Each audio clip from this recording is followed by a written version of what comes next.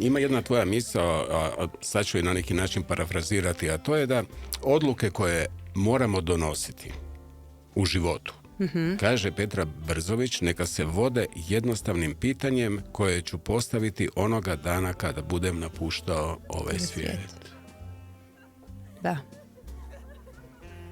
Pojasni mi malo. Da ti pojasnim to malo. Naš ljudi toliko često žive sputani svojim strahovima, svojim sumnjama, nevjerom u sebe, što će netko drugi reći, tuđim očekivanjima, da zaborave zapravo na sebe i na svoje srce i na svoju dušu i na ono što oni žele.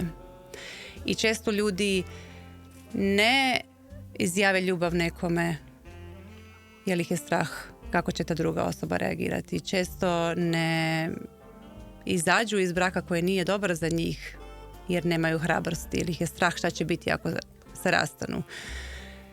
Sjete se toga na kraju puta? Na kraju puta svi kao duše napravimo reviziju ovog života, da. I opet nema pravog ili krivog, znaš.